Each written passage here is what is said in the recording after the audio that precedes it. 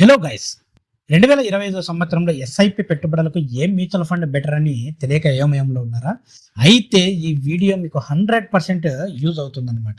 ఎందుకు యూజ్ అవుతుందంటే ఈ వీడియోలో నేను ఏఐ ఆధారంగా ఎంపిక చేసిన 3 అద్భుతమైన మ్యూచువల్ ఫండ్స్ గురించి చెప్పబోతున్నాను అనమాట.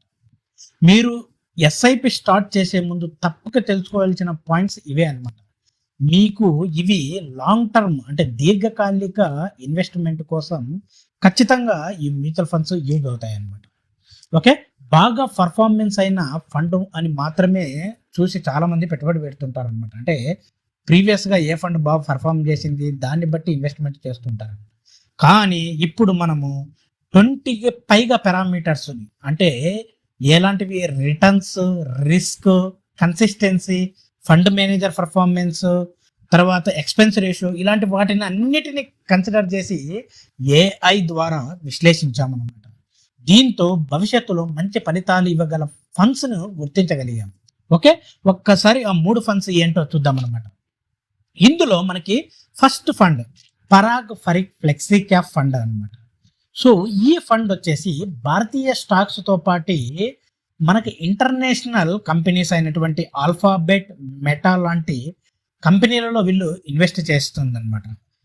ఈ ఏఐ ద్వారా మనం ఏదైతే 20 పారామీటర్స్ కన్సిడర్ చేస్తామని చెప్పాం కదా, అందులో కన్సిడర్ చేస్తే దీని యొక్క rating 5 stars. Last 5 years return మనం ఒక్కసారి చూస్తే 18% సిఏజిఆర్ ఇచ్చిందనమాట. రిస్క్ పరంగా చూస్తే ఇది మోస్తారుగా ఉంటుంది, అంటే మోడరేట్ రిస్క్గా ఉంటుంది అనమాట. మరి ఇలాంటి ఫండ్ ఎవరికి సూట్ అవుతుంది అని చూస్తే మనం దీర్ఘకాలిక పెట్టుబడులకు, ఎవరైతే లాంగ్ టర్మ్ ఇన్వెస్ట్కి, అలాగే స్టడీ గ్రోత్ కోరుకునే వానికి ఖచ్చితంగా ఈ ఫండ్ అనేది చాలా చాలా యూజ్ఫుల్ అవుతుంది. Okay, next second fund quant ELSS tax saver fund. So ఈ ఫండ్ వచ్చేసి ట్యాక్స్ సేవింగ్ చేస్తూ ఎక్కువ రిటర్న్స్ కోరే వారికి ఇది సరిగ్గా సరిపోతుంది.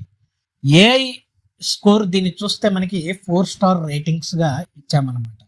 రిటర్న్స్ పరంగా చూస్తే ఇది సుమారుగా 22% సిఏజిఆర్ లాస్ట్ 5 ఇయర్స్ నుండి రిటర్న్ చేసింది అనమాట. రిస్క్ పరంగా చూస్తే హై రిస్క్ ఉంది. ఎవరికి మళ్ళీ ఇది సూట్ అవుతుందంటే అగ్రెసివ్ ఇన్వెస్టర్స్ ఎవరైతే ఉంటారో, అదేవిధంగా సెక్షన్ 80C కింద ట్యాక్స్, ఇన్కమ్ ట్యాక్స్ డిక్లేర్ చేసినప్పుడు 80C ఉంటుంది కదా, దాని కింద డిక్లేర్ చేసుకున్న వాళ్ళకి, ట్యాక్స్ సేవ్ చేసుకున్న వాళ్ళకి ఇది ద బెస్ట్ అని చెప్పవచ్చు అనమాట. నెక్స్ట్ నెంబర్ 3 వచ్చేసి మనకి ICICI Prudential blue chip fund అనమాట. ఈ ఫండ్ వచ్చేసి ప్రధానంగా ఇన్ఫోసిస్, హెచ్డిఎఫ్సి బ్యాంక్ లాంటి లార్జ్ క్యాప్ కంపెనీలో ఇన్వెస్ట్ చేస్తుంది అనమాట. ఓకే, సో ఇవి వచ్చేసి మనకి 20 పారామీటర్స్ మనకి కన్సిడర్ చేసి మన ఏఐ ద్వారా దీనికి వచ్చేసి మనము 4 స్టార్స్ రేటింగ్ ఇచ్చామన్నమాట. రిటర్న్ పరంగా చూస్తే ఇది 13 నుండి 14% సిఏజిఆర్ ఇచ్చింది. రిస్క్ పరంగా చూస్తే ఇది చాలా లెస్ రిస్క్ ఉంటుంది అనమాట.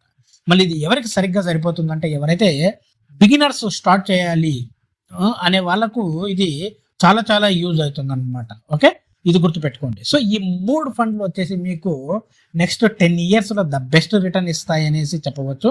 ఎందుకంటే మనం ఏఐ ద్వారా అనాలిసిస్ చేసి ఇది చెప్తున్నాం అనమాట. ఓకే, ఇంకా మీకు ఒక టిప్ చెప్తాను. ఏదైనా ఇన్వెస్ట్మెంట్ చేసినప్పుడు అది గుర్తుపెట్టుకోండి. ఒక్కసారి ఎస్ఐపి స్టార్ట్ చేస్తే కనీసం 10 ఏళ్ళు కంటిన్యూ చేయాలి. ఇది గుర్తుపెట్టుకోండి, 10 ఏళ్ళు ఖచ్చితంగా కంటిన్యూ చేయాలి. ఒకవేళ మీరు వరస్ట్ కేసులో చేయలేను అనుకుంటే 8 ఇయర్స్ అనేది కంపల్సరీ అనమాట. ఓకే, అది గుర్తుపెట్టుకోండి.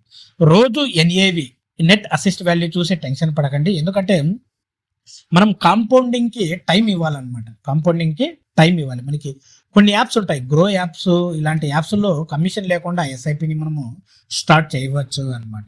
ఫ్రెండ్స్, ఈ వీడియో మీకు ఖచ్చితంగా హెల్ప్ అవుతుంది, మీ ఫ్రెండ్స్కి హెల్ప్ అవుతుంది. ఎవరైతే మ్యూచువల్ ఫండ్స్లో ఇన్వెస్ట్ చేయాలనుకునే వాళ్ళకు ఇది కంపల్సరీ వాళ్ళకి షేర్ చేయండి అనమాట. Thank you friends, thank you all.